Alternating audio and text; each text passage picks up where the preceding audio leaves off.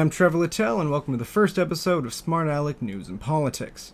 Today's episode, the police are revolting!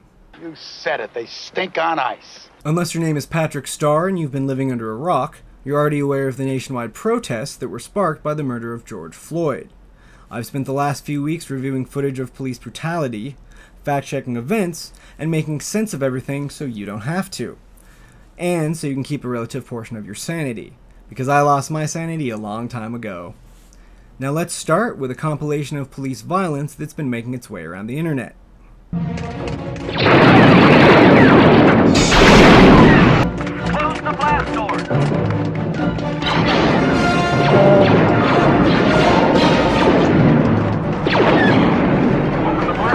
Open the blast door. I'm sorry, that's a clip of stormtroopers attacking the Rebel Alliance in Star Wars.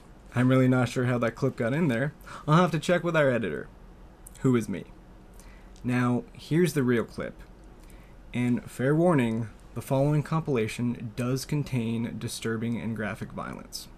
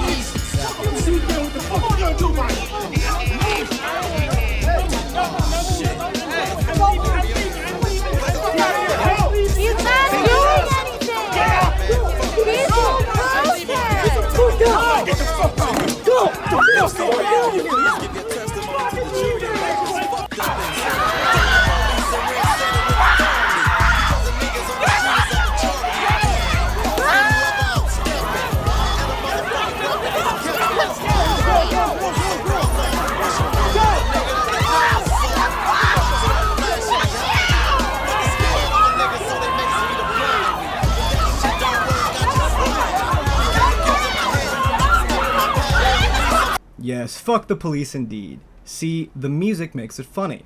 Ahahaha! I'm laughing to hide the pain. Now obviously, nothing about this is actually funny. This is widespread and systematic police brutality being used against peaceful protesters in order to crush our First Amendment rights.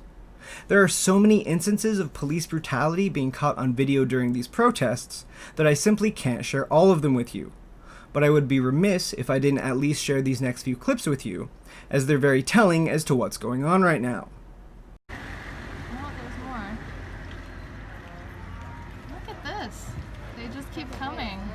Go inside! Get inside! Get inside! Get inside! Get in your house now! Let's go! Light him up! Go inside now! Get in the house!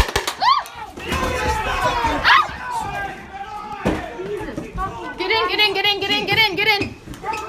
Get in! Oh, God, that hurt. That was police in Minneapolis shooting people on their private property. Keep in mind that those individuals were on their porch, on their own private property, which is completely allowed under the specifications of the Minneapolis curfew. You are not my enemy. We have to share this land no matter what. By the end of the day, we have to share this land no matter what. I'm here for you. I'm here with you. I'm not angry at none of you. I love all of y'all. I don't care if you 5'2", I don't care if you're a 7-footer. I don't care if you're dark skinned, I don't care if you're light skinned, I don't care if you're white. Mask or not, uniform or not. You are my family and I love you and I respect you. And I want to understand y'all. I want to understand all of you. I deeply want to understand you. I would love to come to your house. I would love to meet your kids. I would love to meet your family. I would love to see the best side of everybody here. This is not the best side of everybody here. I would love to see the best side of everybody here. Then you can change the whole perspective of how you view someone. Because of their size. Because of how you see them in different lights. Someone might have a bad day and you say they're a bad person. No. We all got bad days. We all got bad days. We gotta stop judging people only on our bad days. Because we all have them to some degree. How are you on your good days? Do you want to make a stand? Do you want to make a change? Because if we charge you and you charge us, what is that really doing? What is that really doing? Come on, what are you doing?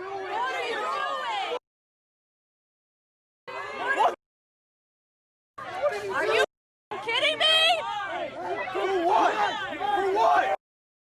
Freedom of speech! No! What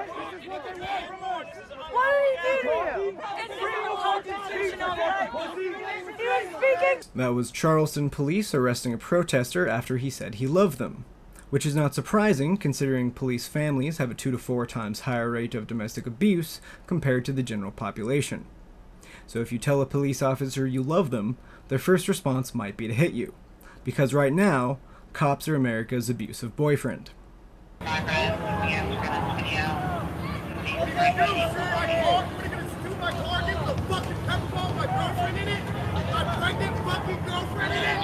Are you? Shoot it! Fuck you! You shot a car with a pregnant woman in it! With fucking tear gas! Fuck you! I ain't going nowhere! Fucking bitches! Fuck you! Shoot it again! She's fucking pregnant! Shoot it again! Are you? There's a pregnant woman in the car!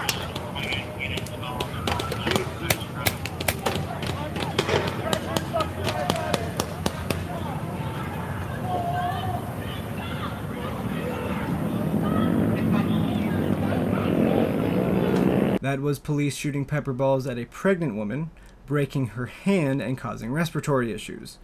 She is reportedly fine and recovering. Now, this next clip is particularly disturbing. Get your fucking knee off his neck! Get your fucking knee off his neck! He has his knee on his neck! Get your fucking knee off his neck! Get your fucking knee off his neck! Fence line! Get your fucking knee off his neck! He's pushing out! Get the fuck off him! That was a Seattle cop putting his knee on the neck of a protester, because apparently he doesn't realize what these protests are about. This next clip is from Atlanta, Georgia. So Come to our shot. spraying, or it looks like something. There is a confrontation. Come to the shot. Maybe Come to the shot. Is that a Looks taser? like a taser. Yeah, it looks like a taser. We did not Hey, are see you what guys led at our up shot? to this. But here, Come clearly to our this shot. young man behind the Okay, wheel so has just been to give you a little tased. background, we were here on the scene. We turn around and we see several officers go up to the car and start breaking the glass. We're not sure what led up to this. There was a woman in the front passenger seat and a gentleman in the driver's seat. They're pulling him out now. A lot of now, of course, the crowd has caught on to what's happened. We have no idea what led to this. They flattened the tire, broke the glass to the car, and I hear what I believe to be a taser. So you can see this young woman is being arrested, was taken out of the car, and then on the other side, we've got the driver who is also being arrested and several officers around him. I have no idea what exactly led up to this. 6 of the police officers from the previous clip are now facing criminal charges for tasing and forcing 2 college students out of their car. Those college students were reportedly just trying to get home. I'm sorry. Maxie, I'm sorry to we're going to interrupt go you. here. I just wanted to say I was working the medic tent. I'm a CNA PCA. I'm trained in first aid. I haven't done it in a while, and I was helping a man who got shot in the leg with a rubber bullet. He was bleeding so much. You saw this? I was helping him. I was cutting his pants. I was trying to help him. I was trying to look at the wound, and they came up and they were shooting right at us. He grabbed a garbage can to hold it over me so I wouldn't get hurt. And I told him I wouldn't leave him, and I did, and I feel so bad. I couldn't. They were shooting. I was scared. They didn't care. They didn't care that he was hurt. So he was shot by a rubber bullet? Yes, he was bleeding so much. He was in so much pain. But you did what you could. I didn't have time. I did my best. Okay. I want you guys to be safe here as well. And I don't know, we see people coming. Someone's hurt. And someone's hurt over there. They're carrying them. Yeah, you may want to clear. And Maxie, you know what? Maxie, you may want to leave the area some of the emotion of it tonight. That was the aftermath of police in Minneapolis storming and attacking nurses and the injured in a medical tent. It should be noted that attacking medics is a war crime. This next clip shows Brandon Sands, who lost his eye protesting in Dallas. I put my hands up and I put my hand on my eye and I just took out running. The 26-year-old says he did nothing to provoke being shot with a non-lethal sponge round. This next clip is from Buffalo, New York. He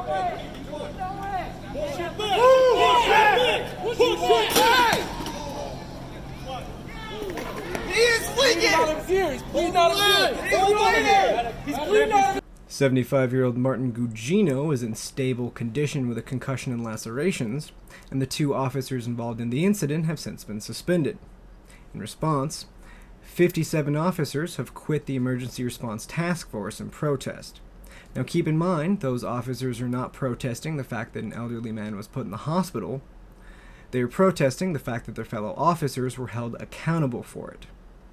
President Trump has since tweeted that he thinks the old man was in fact an Antifa provocateur, which is a word I am surprised that he even knows. That's why a lot of y'all overreact in the moment. Scary ass. If you ain't got the balls to protect the streets and protect and serve like you was paid to do, turn to your damn back. But prematurely shooting people, prematurely using excessive force, your scary ass on somewhere.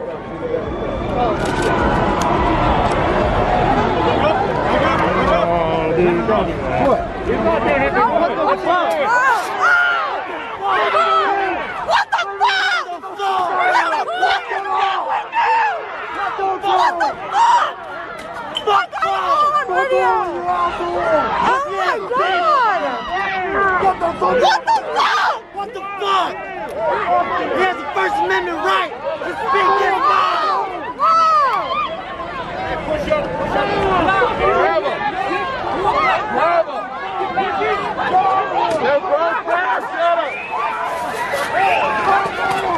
That was police in Kansas City arresting and pepper spraying a man for speaking his mind.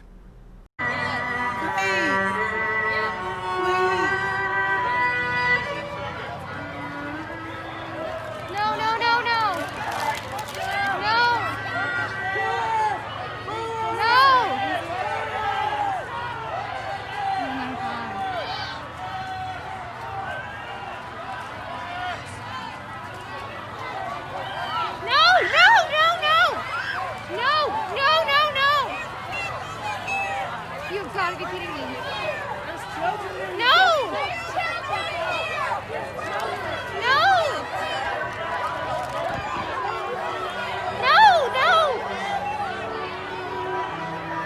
That was police in Aurora, Colorado, attacking a peaceful violin vigil for Elijah McClain, who was slain while in police custody last year.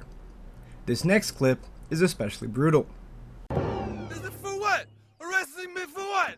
I'm not allowed to stand up for myself? I thought this was America. Huh? Isn't this America? I'm sorry, I thought this was America. So far, over 10,000 protesters have been arrested across the United States, the majority of them peaceful.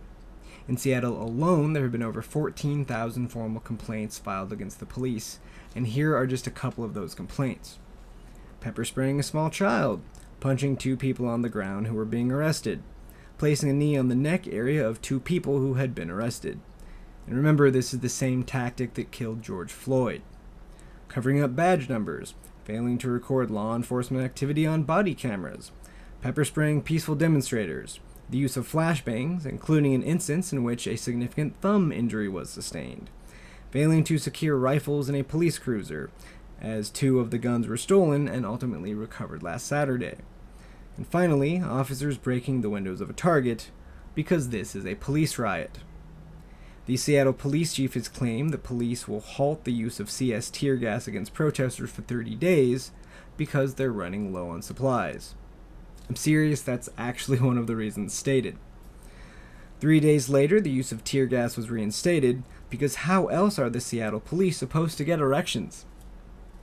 A little bit further south in Portland, Oregon, our news team, which consists of me, myself, and I, was actually able to have an impromptu interview with one of the members of the Portland Police Department. Here's a clip from our interview with Portland Police Officer Eric Zajac. I just got a quick question for you. Go for it, man. First of all, do you mind stating your name? Sure. My first name's Eric and my last name's Zajac. Okay. Do you think that the Portland police should have it so that complaints filed against the police, do you think they should be a part of public record? They're currently not in Oregon. Do you think that that should be the case? That's a tough one. I honestly would have to mull that one over. So, because here's the deal, right? I mean, I've been doing this 21 years, right? I take people's freedom away because I put them in jail, and sometimes for very righteous reasons, right? And sometimes they don't like that, and they can file some frivolous complaint against me, right? And it gets investigated. And I don't know necessarily that. I don't want to, I guess, risk potentially where my career might go based on a frivolous complaint or have it come up. So that's a tough one. Now, I don't have a good solid answer. Okay. Now, just as a comparison, in Oregon, complaints filed against teachers are public record. Are they? Okay. They are. The police, they are not. But teachers also don't take people's freedoms away. Well, depending on which student you ask. Okay. Teachers are just as big as the society as you are. What's that? I said teachers are just as big as like civilization society as you are.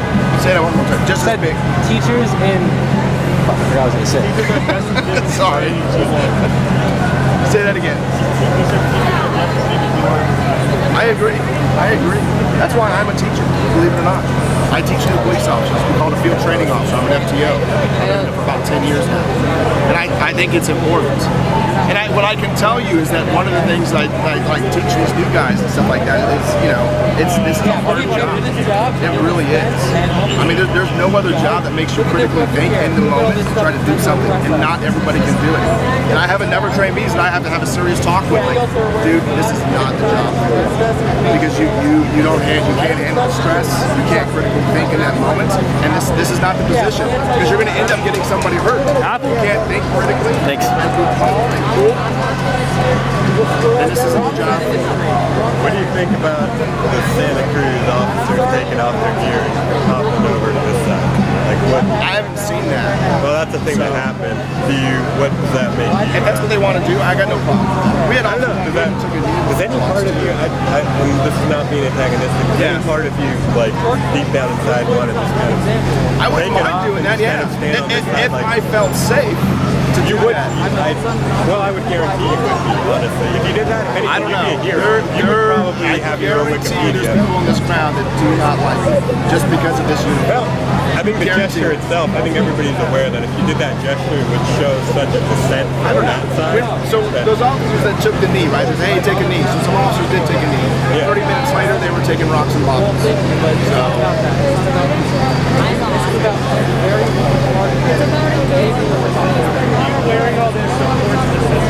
See, and those people want to shut you down and not have a conversation. If you can't critically think for yourself and engage in a dialogue, then nothing changes. If you refuse to talk, if you refuse to engage in any kind of talk, then that all shuts down. And what I can tell you is that as you guys show up and there's this chance, right? I get where you're coming from, all cops are bastards, ACAB, but that doesn't engender any kind of trust between you or me, right? Like if I wanted to talk to you and said, hey, all protesters are bastards, are you gonna want to talk to me? Right? So the way we start to make this change is the next time when you're not in a massive crowd like this, right? And you see that cop on the street and maybe he's done a traffic stop, maybe he's having coffee, walk up to him and hey, how you doing today, officer? Can I talk to you about something? And see, not every officer's gonna go for it. There are officers that they don't want to engage in that, right? I will. Hopefully I've kind of demonstrated that today, right? So. How do you feel about about skateboarding. Just like not all the protesters here want to engage in any conversation. Like that lady wants to shut me down, right? So no different. So I have a two-part question for you, if that's all right. First of all, do you think that tear gas should be used on peaceful protesters? In specific situations, specifically of the last few days. Yes. Okay. Now, second part question. When it comes to defending us from taking rocks and bottles and batteries and things, I have a photo I can show you. Literally, it's about a 2-inch bolt that's got some washers on it and a bunch of nuts on it. Like, that would hurt.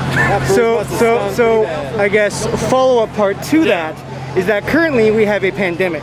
One of the things that tear gas does, it makes you cough, which aerosolizes the virus. In addition, it also can harm your lungs. What is your response to that?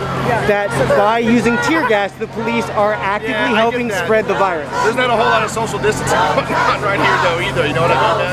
So, I mean, that's the other thing about it. That's right, everyone. Officer Eric Zajac of the Portland Police thinks that the use of tear gas against peaceful protesters is completely justified, and that spreading the coronavirus with tear gas is a non-issue. Tear gas is, of course, a substance that is banned in the theater of war by the Geneva Convention, but according to the Portland Police, is perfectly fine to use against our peaceful civilian populace. Yeah, and that guy trains cops in Portland. In fact, we have a clip of his training.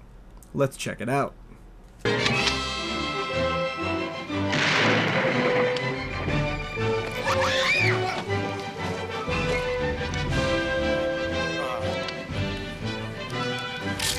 Ready now, sir.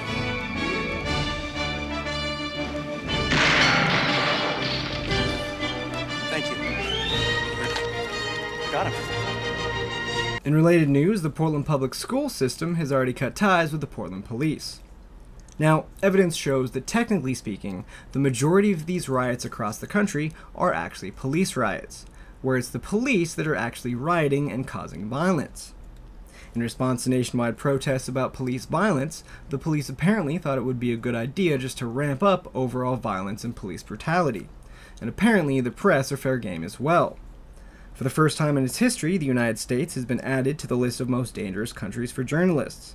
There have been at least 400 reported press freedom violations by police since these protests began, including assaults and arrests on journalists, and those numbers are just getting higher day by day. Now, one of the people in the previous videos was a reporter by the name of Caitlin Rust with Wave 3 News. Let's see the longer version of that clip. Gotta go, and that's fine with us. Okay. We got plenty of time here. Are you okay? I'm getting shot! I'm getting... Katie, are you okay? Rubber bullets, it's okay. It's those pepper bullets. Bullets. Who are they aiming that at? Nice shooting at the photographer. At us, like directly at us. Why are they doing that? He's shooting at our crew. I don't know. Do they not know that obviously they see the camera? Right. They're telling us to move now, I guess farther away. And obviously they see the microphone, the lights, they know she's a TV crew. In fact, she's from our NBC affiliate, Wave 3 News, there in Louisville, Kentucky. As you can see, she was okay after all that. And you saw the officer on camera pointing right there, that rubber bullet gun right at the crew. That was Wave 3 correspondent Caitlin Rust being shot with pepper bullets live on TV in Louisville, Kentucky. The officer that shot her has been reassigned, pending an investigation. This next clip is of photojournalist Linda Tirado, who lost an eye to police while doing her job. It's reported that her medical costs may total up to $250,000. Friday was the first night that Minneapolis had put a curfew in place. The curfew was meant to be at 8 p.m., and it was very clear that protesters would not be going home at that point. About 15 minutes prior to when the curfew was in place, I started to hear that they were firing tear gas without even issuing the standard dispersal warnings. So I kind of headed in that direction to see what was happening. I was somewhere near the 3rd precinct. I don't know exactly what streets I was on. And the police were in front of me. protesters were kind of scattered. It was a bit chaotic.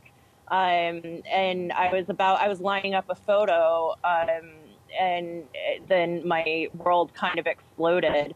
So I immediately realized that I'd been hit in the face with something, and my face started to swell, and there was too much blood I couldn't see. So I just closed my eyes and started yelling, "I'm press, I'm press." And protesters came and pulled me, put me in a van, got me to a hospital. I was in surgery within an hour. And the result of that is that I've permanently lost sight in my eye, and I'm an uninsured American facing down 3 major eye surgeries. So that's a good, fun, extra little bit. But the upside is I got a COVID test. So all you have to do in the States to get a COVID test is get your eyeball exploded, I guess.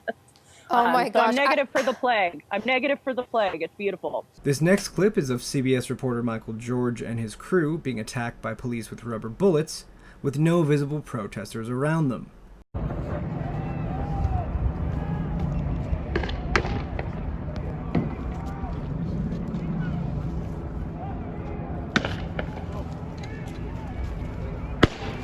They're sighting us in, dude. Guys. Vice News correspondent and producer Michael Anthony Adams was pepper sprayed in the face by police after being thrown to the ground and complying with police orders.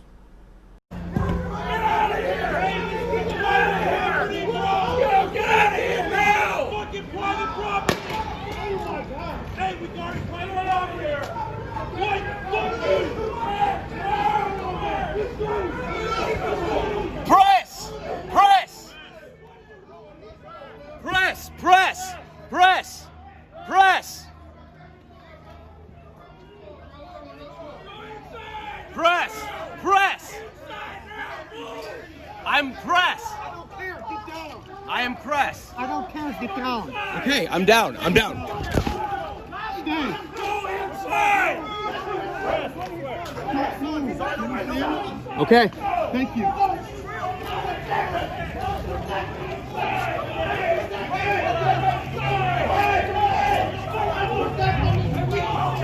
I am press. Please.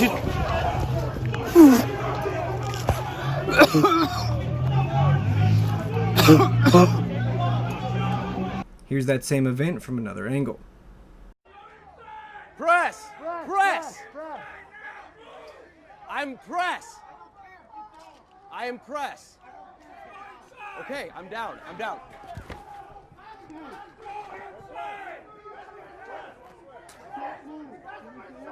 Okay.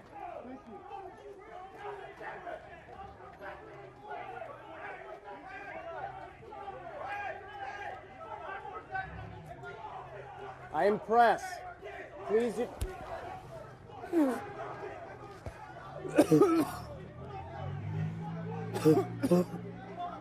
In New York, police officers were filmed repeatedly shoving 2 members of the Associated Press, Robert Bumstead and Mei E. Wong, before ultimately forcing them to stop covering the protests, all while yelling expletives at the journalists.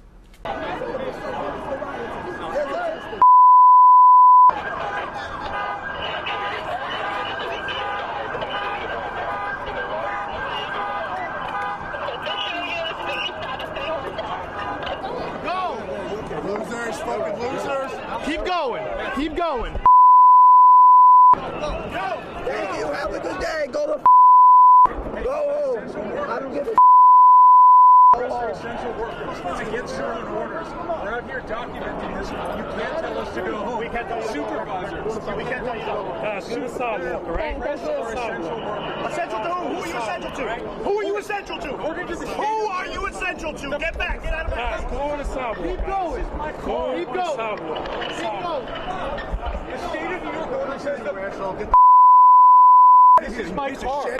I'm a piece of shit. So take your car. Guys, get out of here. You gotta go. You gotta go. This is my car. Let me get in my car. Okay, relax. Okay, get in your car. Sir, get in your car. Get in your car. Get my keys.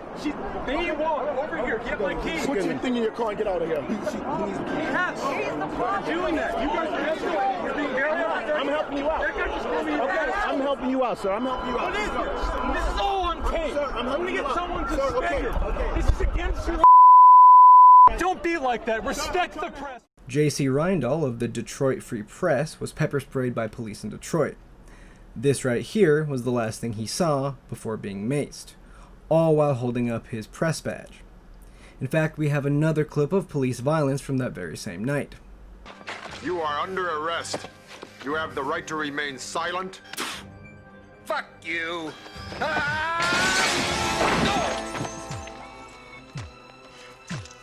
Hey, wait a minute. Wait a minute! I'm protected, man. I've got protection. You have the right to an attorney. What is this shit? That is Detroit police officer Alex Murphy using excessive force to arrest known criminal suspect Red Foreman. This next clip shows WCCO photographer Tom Aviles arrested and shot with rubber bullets in Minneapolis.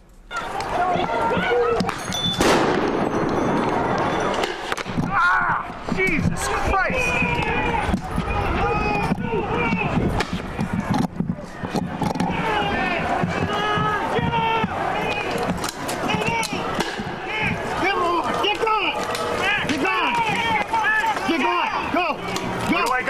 WCCO. That's a WCCO car. Okay. Joan, get over here.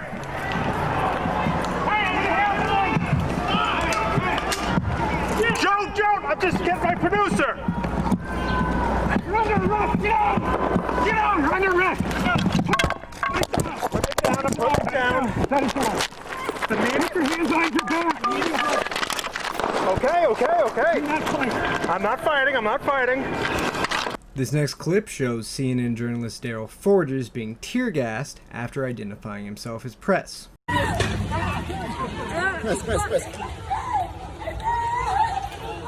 Where the press?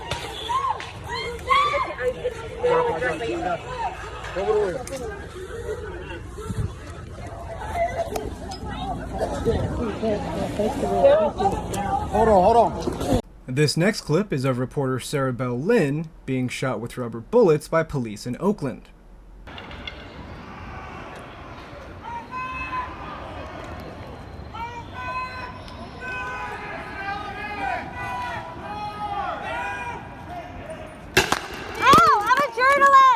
I'm a journalist!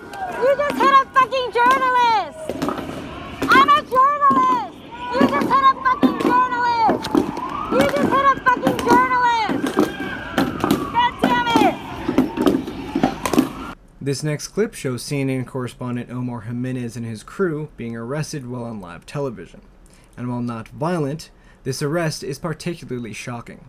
What I want to make sure is not lost in this, as we're seeing these remarkable pictures with this law enforcement presence directly behind you, is the why. Why people have been out on the streets protesting. Why this violence is taking place. There is some action behind you. Hang on. Yep. We've got one person being arrested here. We've got... We're meeting? Yep, we're good. Yep. Hold on. I got you. Hold on. They had us here. We're speaking with State Patrol right now. Give us a second, guys. We can move back to where you'd like. We can move back to where you'd like here. We are live on the air at the moment. This is the four of us. We are one team. Just put us back where you want us. We are getting out of your way, so just let us know.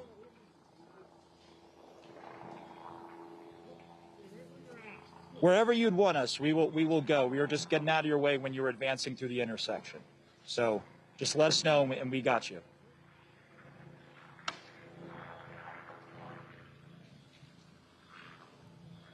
And this is a scene here playing out in Minneapolis. This is part of the advanced police presence that we saw come over the course of really minutes when the local police showed up at the fire department, or with the fire department, I should say, on that building we showed you that was burning.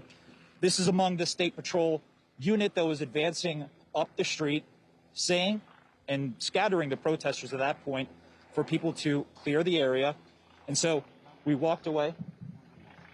I'm sorry? You're under arrest. Okay. Do you mind telling me why I'm under arrest, sir? Why am I under arrest, sir? Officer's with CNN and he's on the air right now. Okay. You are arresting him live on CNN. We told you before that we are with CNN.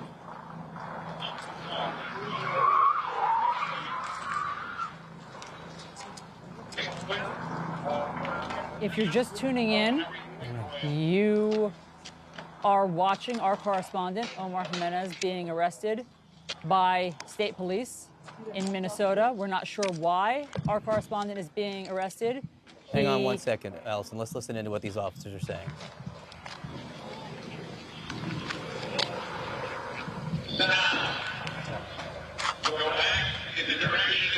That is an American television reporter, Omar Jimenez, being led away by police officers.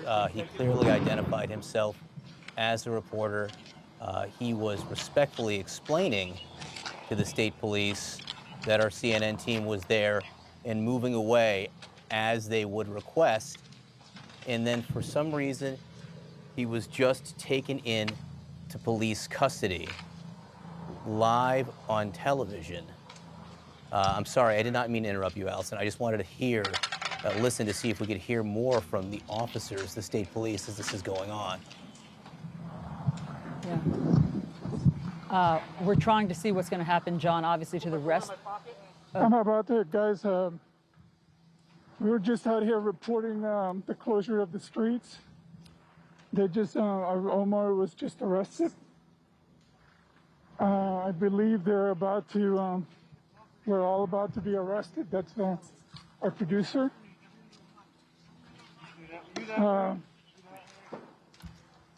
Our CNN producer is being... I'm probably going to be taken in a minute. Our CNN camera crew and our producer are being arrested right now on live television in handcuffs. I've never seen anything like this. Why, guys, what Allison. Why are you arresting us? I mean, we're just passing along the message, your message. I'm done, we're just out here doing our job as well as you all. We can do that. Can you tell me what are... Are you under arrest? Okay. Behind your back. I'm being arrested now. I gotta can I put the camera down?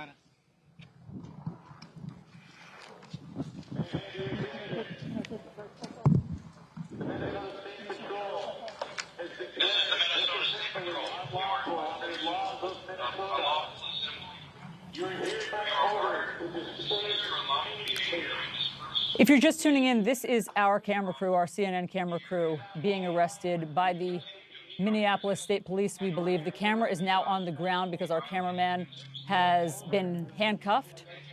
Our correspondent, Omar Jimenez, was also led away in handcuffs, as was his producer. They were standing where they were told to stand previously by police. They were out of the way. We don't know why they're being arrested. They're not being given any explanation, as far as we can hear, for why they're being arrested. We don't know why they're being handcuffed and led away. They are allowed to be reporting on the unrest that's happening right now, but for some reason the state police have decided that they need to be under arrest. And just to be clear, Allison, having been in the middle of protests like this, I've never seen anything like this. I have never seen anything like this. The camera is being walked away now. I don't know if this camera is still in the hands of our photojournalist or whether the police officer, yeah, this is the police carrying our camera right now, frankly not aware that it's still rolling.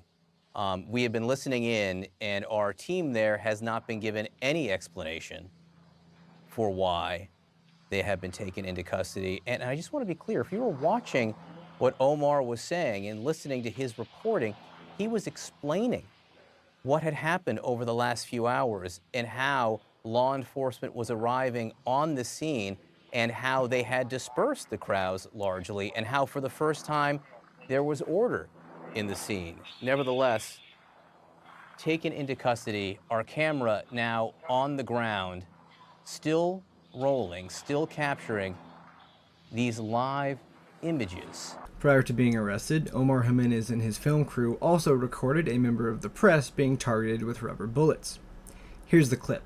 As we see, that camera person just got shot. Shot the press. They just shot at that man. He clearly has press on his helmet right there. We have seen that multiple times over the course of protests nationwide. LA Times reporter Molly Hennessy Fisk had tear gas fired at her from point-blank range. Here's her report on the incident.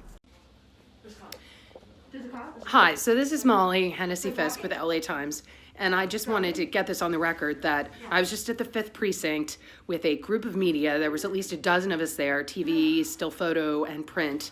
I had my notebook in my hand when the Minnesota State Patrol was advancing on protesters and us. We identified ourselves as press, and they fired tear gas canisters on us at point-blank range. I got hit in the leg. I'll post a photo of that. We asked them, I was saying, where do we go? Where do we go? They did not tell us where to go. They didn't direct us. They just fired on us. We got stuck, myself and the photographer got stuck in a corner at a scale brick wall and run into a random building where I'm now taking shelter. There's police walking along the street, you know, not allowing us to go out. So I just wanted to get that on the record. Read more in the LA Times. Freelance cameraman Peter Murtaugh was bum-rushed by police in D.C. while working for BBC America.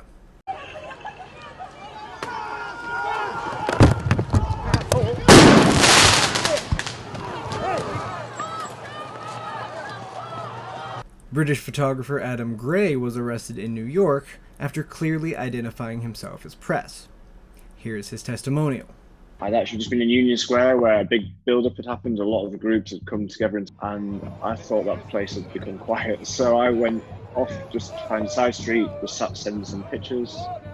I got up and I looked at my phone again and it said there'd been a police car burning 10 minutes away, back up at Union Square. And this is the place I thought had gone quiet. And I was walking down and you could see there was a big crowd and you could see there was a fire at the end. So yeah, as that was happening, as I was going towards the front, there was a point where the police just charged. German news reporter Robert Stefan and his crew were shot with rubber bullets by police in Minneapolis. Violence against the press. I wonder if the Germans have seen that before. Thank you. Stefan was shooting at you. We're press! This is press, guys! We're media! Stop shooting at us! We're in the middle of a live shot! Hey, Berlin, you there? Stay back here. Get the camera back. Stay by the car. Yeah, okay. You're gonna get maced! Hey, guys, come on! Yes, we are! We're doing a job! And this is the Senate press accreditation, so come on! Roll up on freaking cops! Go! We're not doing anything! No, you're gonna get arrested. All right, let's go then. I'm not gonna get arrested. Yes, you are. For what? Get in drunk now! Where would you like us to go? Okay! Thank you, officer! NBC News correspondent Joe Ling Kent is hit with tear gas in Seattle. Hey guys, we're in the Capitol Hill neighborhood of Seattle right now. I don't know if you can hear me, but we have police now advancing on protesters. Oh my gosh, we're moving. Oh. We're moving. Okay. Stop. You're good. Go this way. Let's go.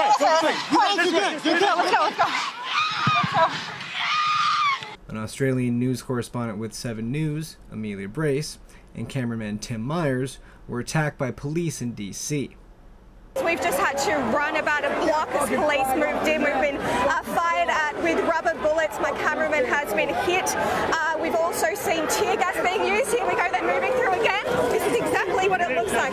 Exactly what it looks like. We're just staying safely. Oh. Whoa. Here's another angle of that assault. That's a photographer. That's going on now. Hit with a shield in the stomach, a punch to the lens. Another officer lashes out with a baton as we run, trying to get out of an early surge. You heard us yelling there that we were media, but they don't care. They are being indiscriminate at the moment. They chased us down that street, and as you see, they were firing these rubber bullets at everyone. There is tear gas, and now we are really surrounded by the police, and you really saw the way that they dealt with my cameraman, Tim. They're quite violent, and they do not care who they're targeting at the moment. We did not hear any warning from law enforcement that the area was to be cleared or that the curfew would be enforced early. Suddenly, the police line surged forward. We moved back along with many protesters. Police lining the park used automatic weapons to fire non-lethal rounds. Tim was hit with a projectile in the back of the neck and our equipment was damaged. After this first surge, we took cover behind a tree as Tim tried to get the now damaged live transmitter working. We saw the line of police start to walk towards us at a walking pace. To ensure we were completely out of the way of both police and protesters, we moved to the fence line where we were sheltered by a concrete wall and off the sidewalk. We were clearly a news crew. Most notably, Tim was holding a large television camera. We were also surrounded by other members of the media and given no directive by police to move on. As I began reporting live, the line of police suddenly and without warning began charging forward at a sprinting pace, knocking protesters to the ground.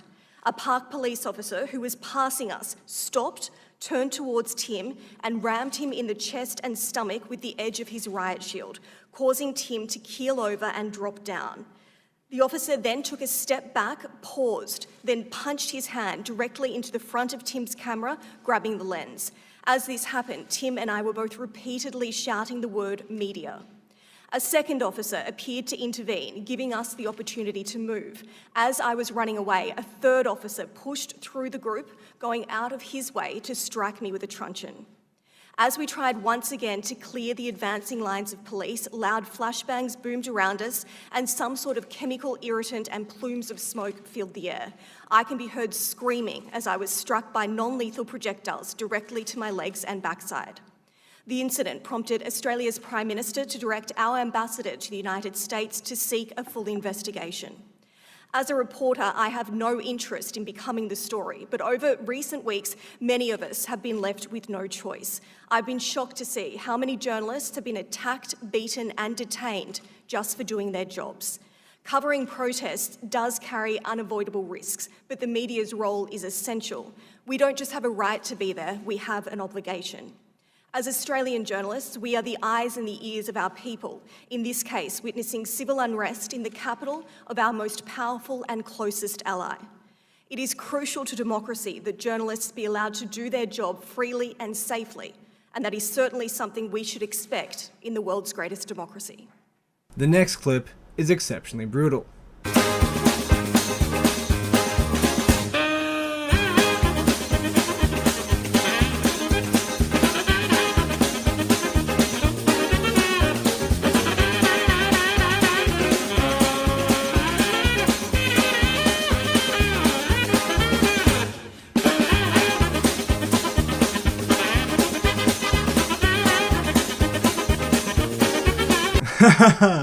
That was actually from the graphic novel Transmetropolitan by Warren Ellis, in which the police brutally attack outlaw journalist Spider Jerusalem after he exposed their violent behavior during a police riot.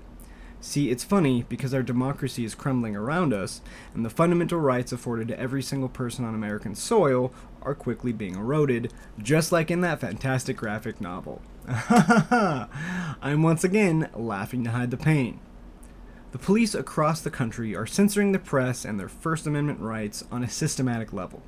I am not exaggerating when I say that this is a nationwide attack on our First Amendment rights as a country.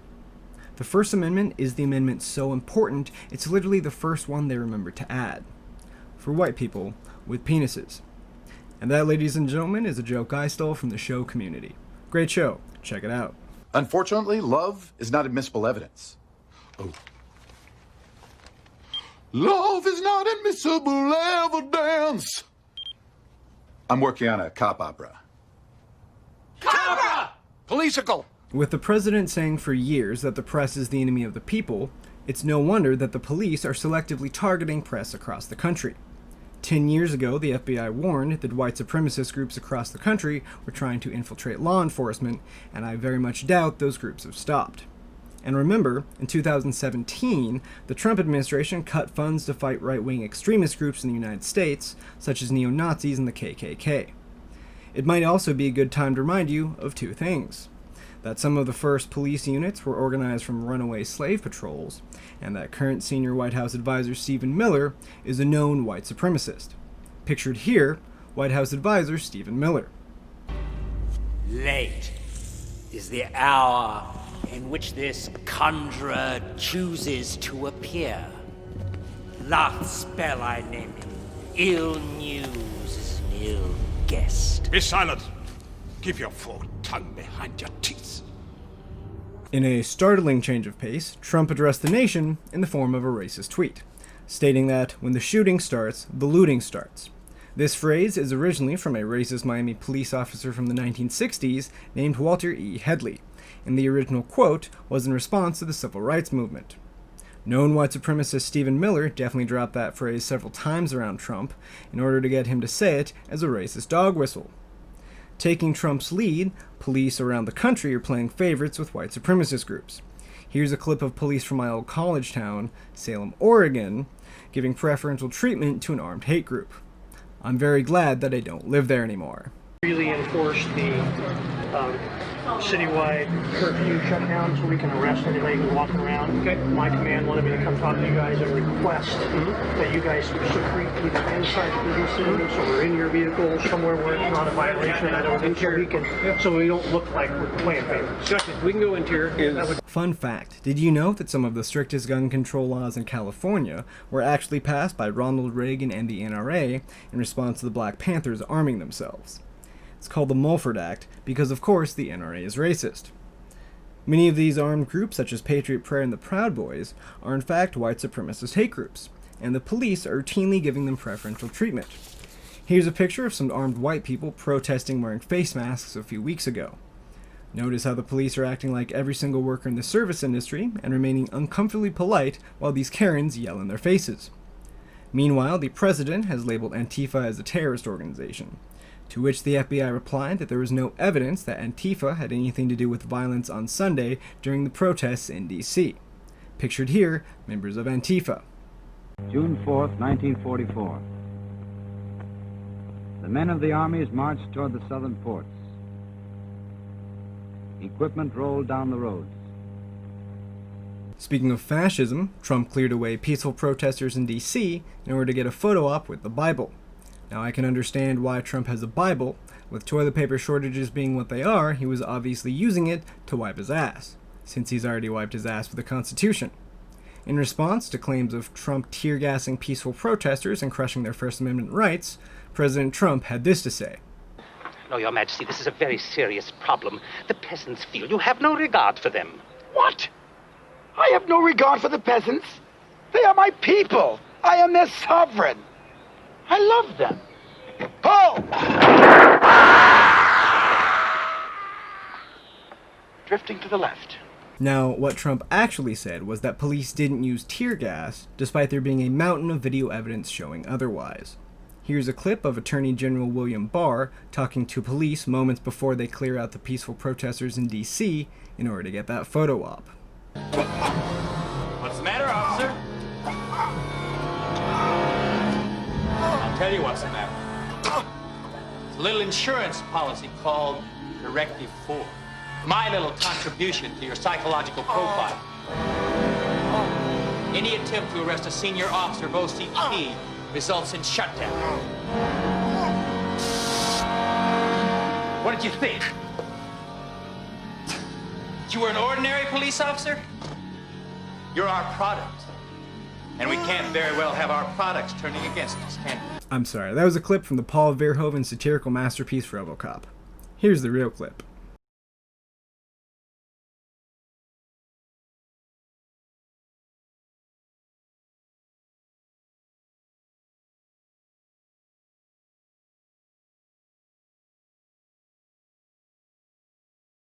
Here's an interview with Attorney Barr in which he discusses the tactics used to crush the DC protests.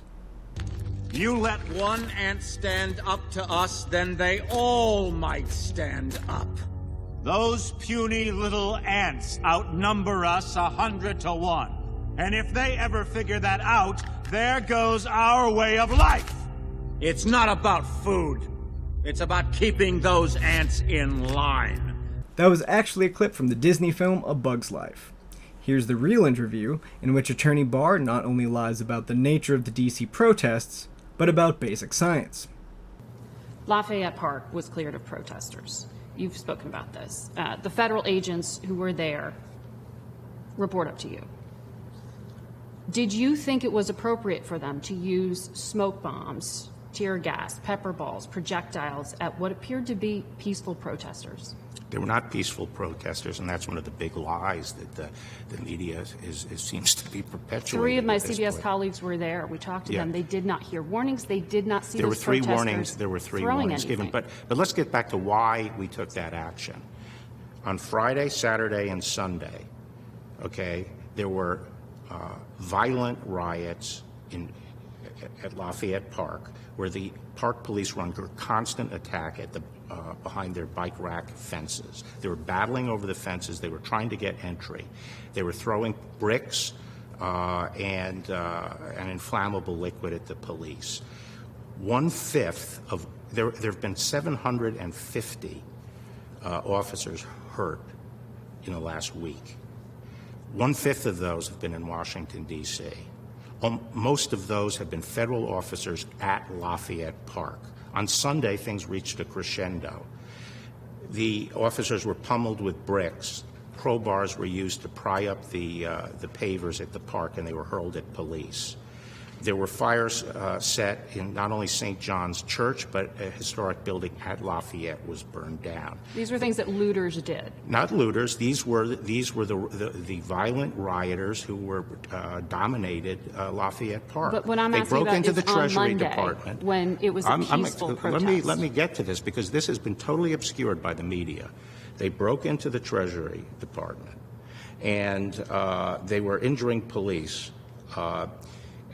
That night, Sunday night, the park police prepared a plan to clear 8th Street and put a larger perimeter around the White House so they could build a more permanent fence on Lafayette. This is something you approved on Sunday night? No.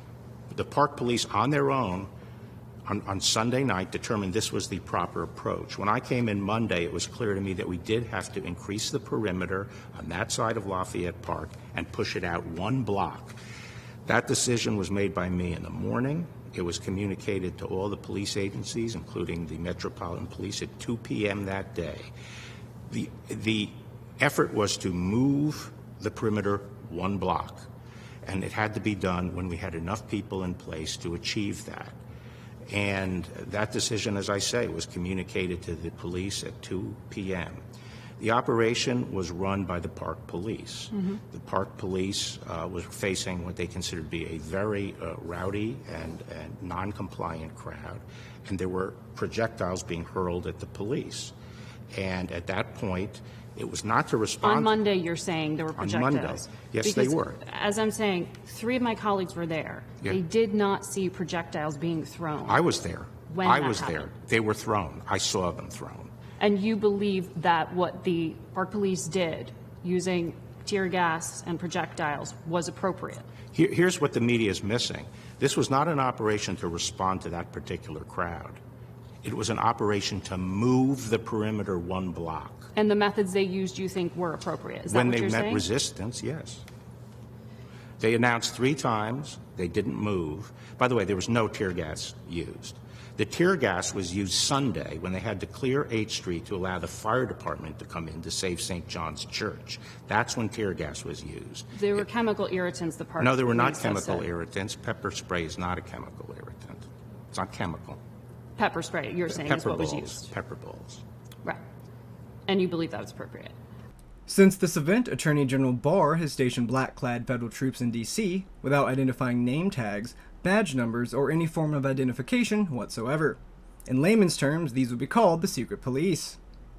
This is the same event in which the Australian news crew was attacked by police, an event that shows how Trump's hubris has only worsened international relations with our allies. In response to this, the White House press secretary has stated that officers have a right to defend themselves. Apparently from the press. Yes, really, that's the actual statement. This statement flies in the face of the fact that those officers that assaulted the Australian news crew have been placed on administrative leave. It should also be noted that the reverend of that church, Ginny Gerbasi, was forced out due to tear gas during the incident. So yes, Trump tear gassed the clergy of the church so that he could get that photo up.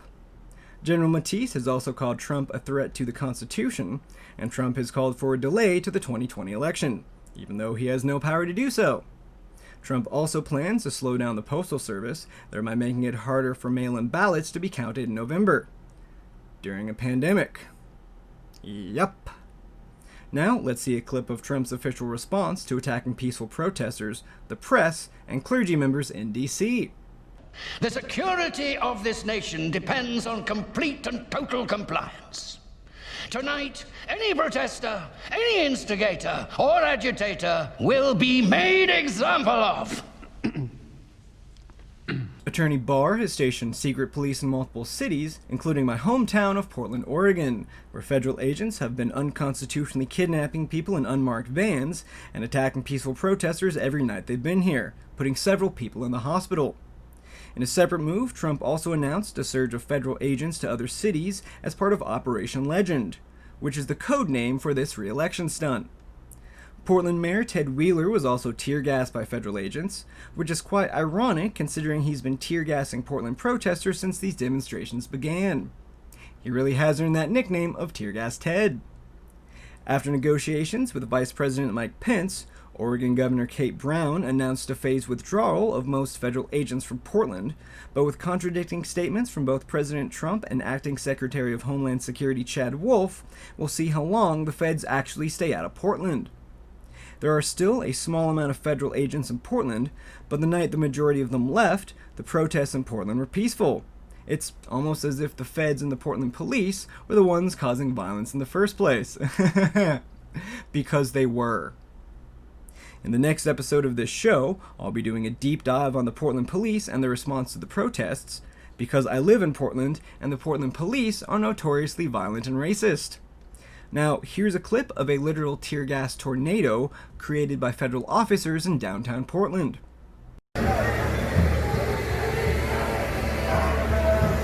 Unbelievable.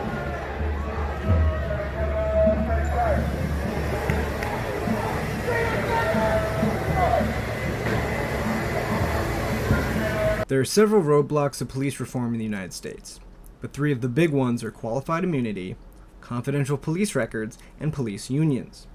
In 23 states, police misconduct records are entirely sealed from the public, and 15 states have limited availability. This poses a significant problem for dealing with officers that have a history of repeat offenses and allows these issues to be swept under the rug. Qualified immunity is a legal doctrine under federal law that shields government officials from being sued unless their exact misconduct has already been ruled unconstitutional in a previous case. This makes it nearly impossible for police to be held accountable in the courtroom. Police unions routinely protect bad cops and force cities around the country into contracts that don't allow them to properly discipline their officers. Seen here, head of the police union in New York. I'm a cop, and you will respect my authority! Now, here's the real clip. This is the head of the New York Police Benevolent Association, Mike O'Meara. And it should be noted that New York City has multiple police unions. Stop treating us like animals and bugs, and start treating us with some respect. That's what we're here today to say. We've been left out of the conversation. We've been vilified. It's disgusting. It's disgusting. Trying to make us embarrassed of our profession. Due to the massive and widespread protests, there have already been positive changes. All 4 police involved in the murder of George Floyd have been arrested and charged. $100 to $150 million is to be cut from the LA Police Department and reinvested in communities of color, even though the LA Police Department will still have a budget of over $1 billion. Racist monuments around the world are being destroyed, including multiple statues of racist slave owner and genocidal maniac Christopher Columbus. Pictured here, a clip from Boston where one of the Columbus statues has been beheaded. Look what you've done. You wanted to be popular. Now you're the most hated boy in town. You're not really talking to me. You're just my overactive imagination. Oh, I am. Shut up. The show Cops has also been canceled by Paramount, even though what we really want is more police on camera, just not on a reality show. To give you an idea of the level of police reform that needs to take place, Here's a recent clip of a police officer falling off their riot truck and then pepper spraying the air, themselves, and the other police around them.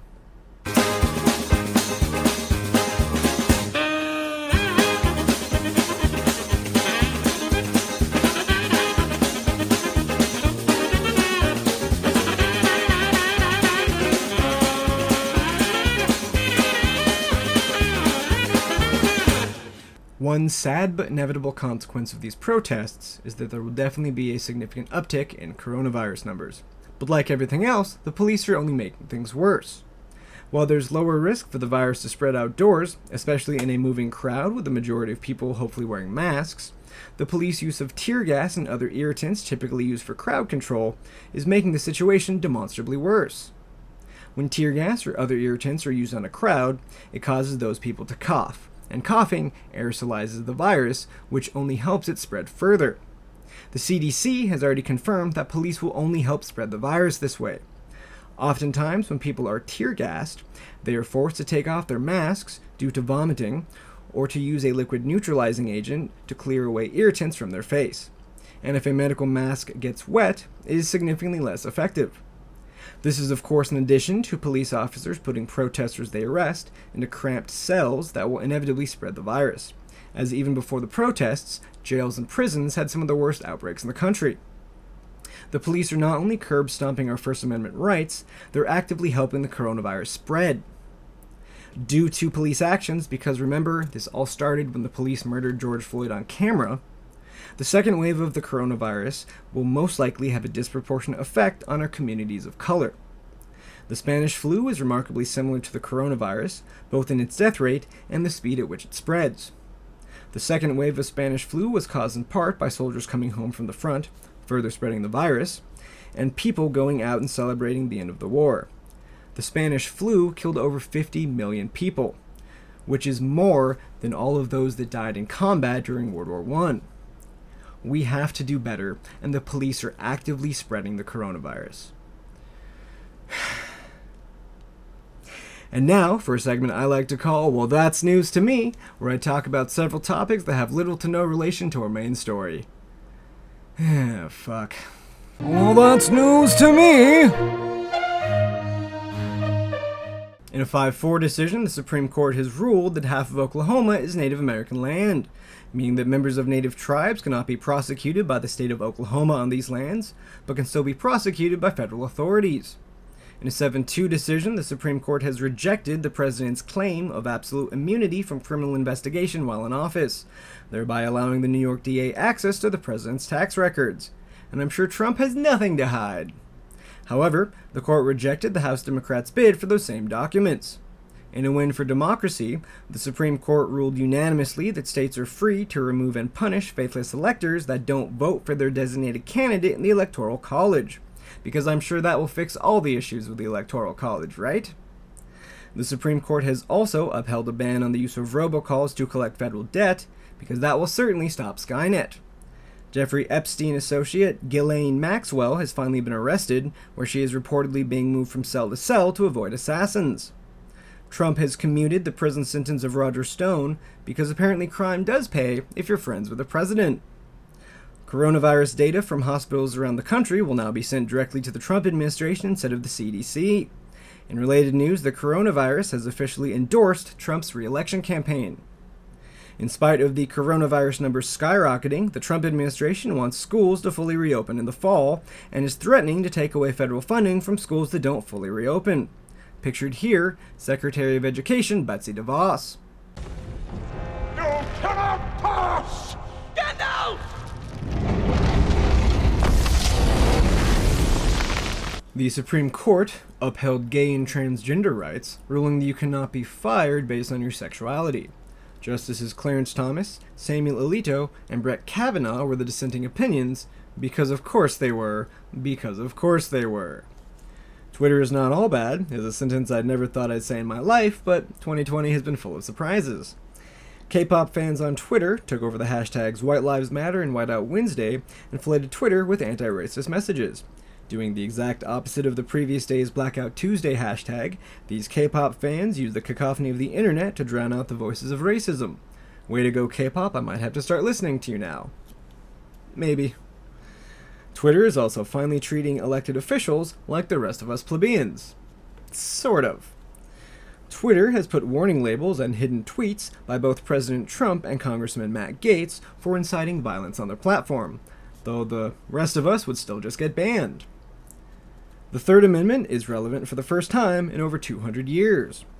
The Third Amendment states that no soldier shall, in time of peace, be quartered in any house without the consent of the owner, nor in time of war, but in a manner to be prescribed by law. With D.C. Mayor Muriel Bowser kicking the National Guard out of hotels in D.C., some U.S. politicians, such as Senator Mike Lee, think that this is unacceptable, leading to a constitutional crisis about the Third Amendment. Yup. Both Batman and the Joker showed up at protests around the country. Let's go to our Gotham City news correspondent for more information.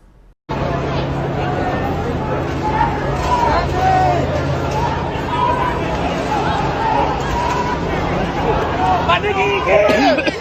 He fucking here!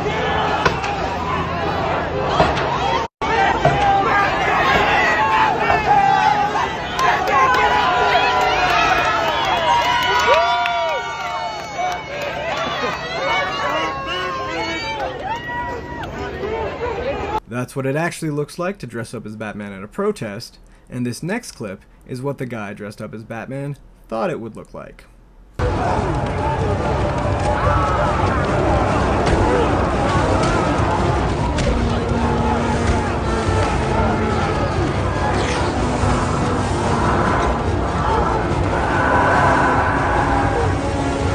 SpaceX launched 2 astronauts into space for the first time, marking the first time in 9 years that astronauts have launched from US soil. Seems like a good time to get off the planet if you ask me. Russia has declared a state of emergency due to an oil spill in the Arctic Circle, caused by melting permafrost, because global climate change is still happening.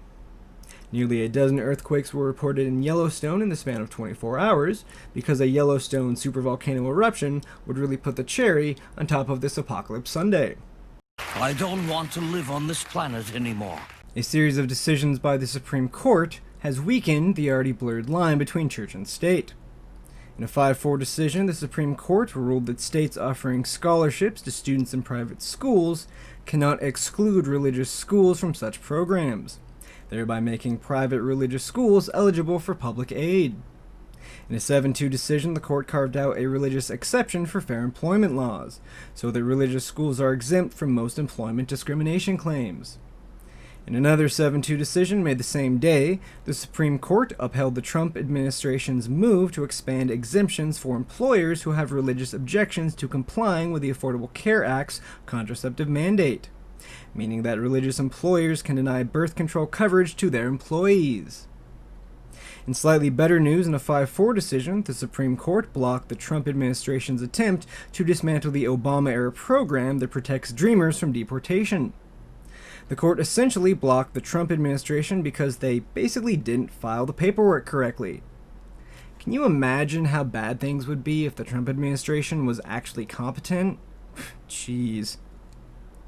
The Trump administration will bar international college students from attending schools in the US if their classes are entirely online. Harvard and MIT are suing the Trump administration over this ridiculous and obviously xenophobic policy. Evidence has come to light that Russia most likely put bounties on US troops in Afghanistan. In totally unrelated news, Trump is still best friends with Vladimir Putin, who recently changed the Russian constitution to allow himself to remain in power until 2036. China finally cracked down on democratic rights in Hong Kong with a Hong Kong security law that makes it illegal to promote democratic reform in Hong Kong. And that law literally applies to every single person on the planet. Yes, even you. This means that anyone in the world advocating for democracy in Hong Kong or criticizing the governments in Hong Kong or Beijing could potentially face consequences if they step foot on Chinese soil. This is obviously meant to silence any international support behind democratic reform in Hong Kong. And if that wasn't enough, Chinese authorities confirmed a case of bubonic plague in Inner Mongolia. Because 2020 it's just the worst. Well, that's news to me! Now, you may be asking yourself, with everything that's going on right now, what's something that I can do to make a difference? And to answer that question, I'd like to turn your attention to a popular meme that's been making its way around the internet, comparing roles in protesting to classes in Dungeons & Dragons. Now, the first and most basic class is the fighter. Just like in D&D, they're one of the most common classes, they're the majority of us, and their role is to get out there and march in demonstrations. With this class, numbers matter.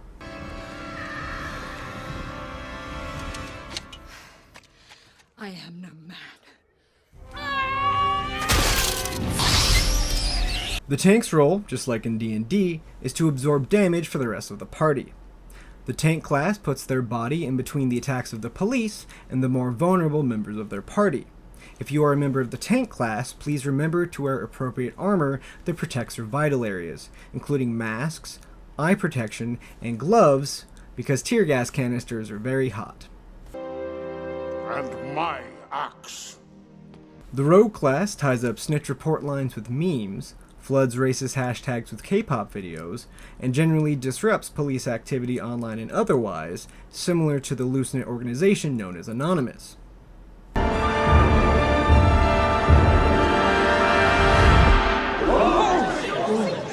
The healer class provides first aid and medical supplies to their fellow party members. If a police officer stabs you with a Morgul blade, seek these members of your party for help. If you want him, come and claim him. The bard class spreads the word, rallies allies, and helps keep up the spirits and mental health of those around them. This can be anything from a rousing speech to lending an ear to a troubled ally. A day may come when the courage of men fails, when we forsake our friends and break all bonds of fellowship. But it is not this day. The chemist provides food and needed supplies to communities targeted by police and agitators. Potatoes, boil 'em, mash 'em, stick 'em in a stew. Potatoes, boil 'em, mash 'em, stick 'em in a stew. The wizard class uses their technical skills and platform to keep the lines of communication open and inform people. They basically tell the Eagles when they need to show up. And no, the Eagles could not have flown the ring to Mordor, because as powerful Eagles of Manwë just a step below Mire such as Gandalf, they also would have been tempted by the ring. Plus, Sauron's a giant flaming eyeball. He would have seen them coming a mile away. Duh. You shall not pass! The support caster keeps their allies strong by donating time and money to bail funds, protest organizations, and a number of related charities. Down below in the video description, you can find links to donate to a number of these organizations. We've had one, yes. What about second breakfast?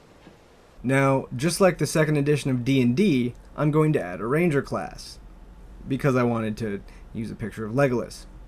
The Ranger class floods the offices of their elected officials with letters, emails, and phone calls urging them for change, just like how Legolas takes down larger creatures with a slew of arrows.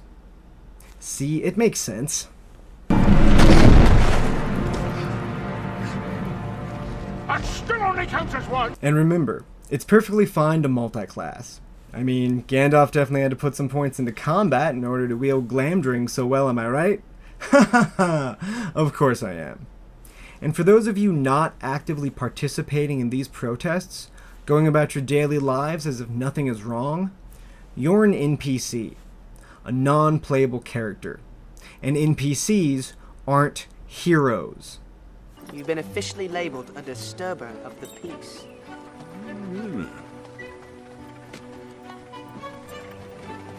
All we have to decide is what to do with the time given to us.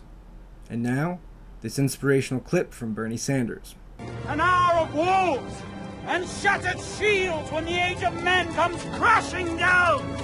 But it is not this day. This day we fight. By all that you hold dear on this good earth, I bid you stand, men of the West! And remember, what would outlaw journalist Spider Jerusalem do? Do that.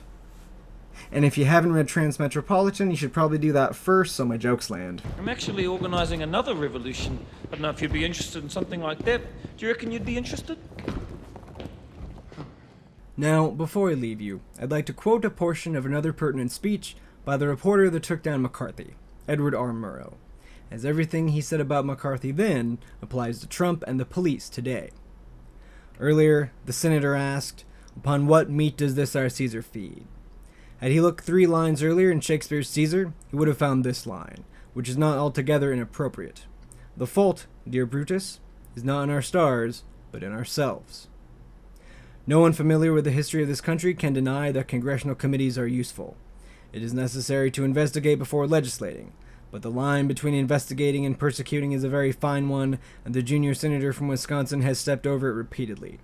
His primary achievement has been in confusing the public mind, as between internal and the external threats of communism. We must not confuse dissent with disloyalty. We must remember always that accusation is not proof, and that conviction depends upon evidence and due process of law. We will not walk in fear one of another.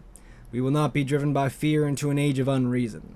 If we dig deep in our history and our doctrine, and remember that we are not descended from fearful men, not from men who feared to write, to speak, to associate, and to defend causes that were, for the moment, unpopular. This is no time for men who oppose Senator McCarthy's methods to keep silent, or for those who approve. We can deny our heritage and our history, but we cannot escape responsibility for the result.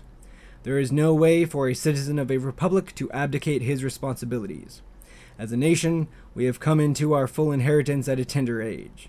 We proclaim ourselves, as indeed we are, the defenders of freedom, wherever it continues to exist in the world, but we cannot defend freedom abroad by deserting it at home. The actions of the junior senator from Wisconsin have caused alarm and dismay amongst our allies abroad and given considerable comfort to our enemies. And whose fault is that? Not really his. He didn't create this situation of fear. He merely exploited it, and rather successfully. Cassius was right. The fault, dear Brutus, is not in our stars, but in ourselves. Good night, and good luck.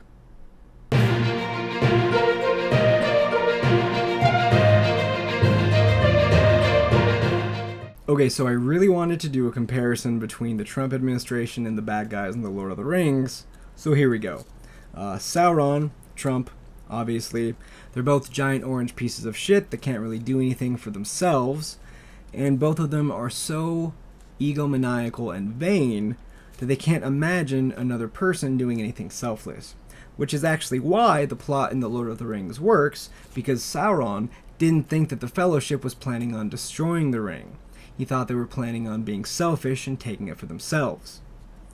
Saruman the White, definitely Mike Pence. For one, Mike Pence is about the whitest person that I can imagine. Both of them are conniving jackasses that are scheming behind the scenes. And, both of them are kind of the second in command. In fact, Mike Pence is the one person that Trump can't fire. Let's see, the mouth of Sauron, definitely going to be Kellyanne Conway. Both of them spew bullshit and propaganda for their respective Dark Lord, and if I'm being perfectly honest, they have a little bit of a resemblance to each other. Stephen Miller, definitely Grima Wormtongue, already went over that, because he is definitely whispering tons of white supremacist things in Trump's ear 24/7.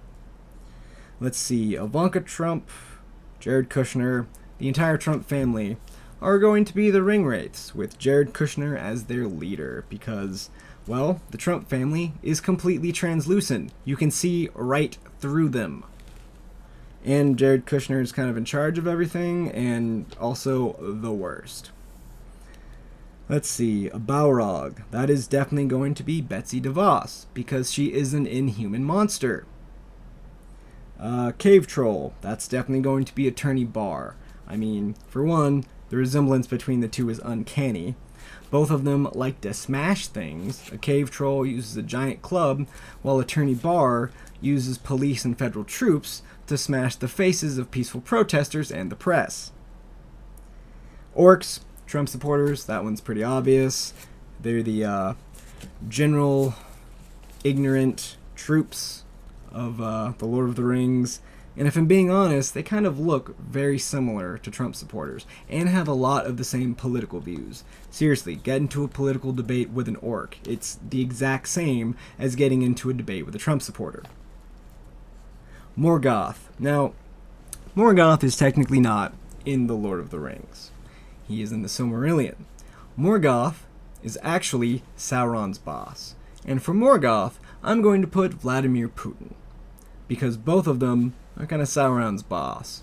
You know, Morgoth, big bad, original Dark Lord of Evil. Sauron was actually a lieutenant in his army, and when Morgoth was defeated, Sauron eventually took over. So very much where Morgoth was Sauron's boss, Putin is Trump's boss, because they both tell them what to do and are kind of bigger evil guys. Putin is much worse than Trump in so many ways. Now, that's it for the Lord of the Rings comparison. If you didn't agree with me, or if you did, please feel free to write a comment. And if you want more news with a nerdy and satirical bent, be sure to subscribe. Thank you for watching. And remember, we're all in this together. So go out, pick your class, and do your part. Don't be an NPC. Be a hero. For Frodo.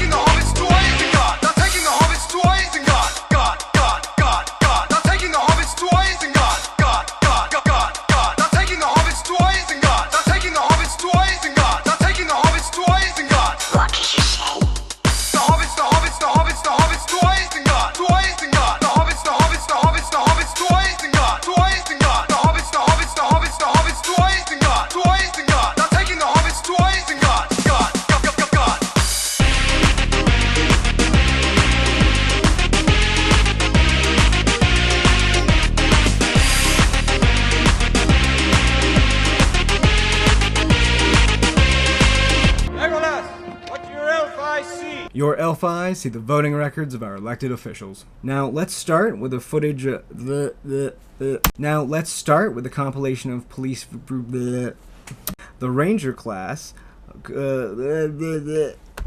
Evidence has come to light that most likely Trusha.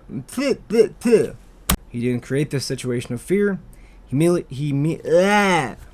But with contradicts. Yeah. But the yeah.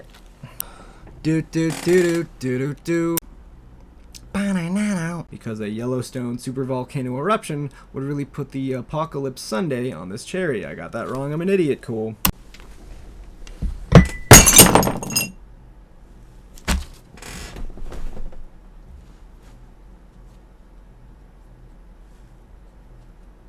Fuck. Arnold Schwarzenegger. I'm Arnold. Get to the chopper. Do it now. Do it now. I don't know why I'm doing this. Well, that's news to me.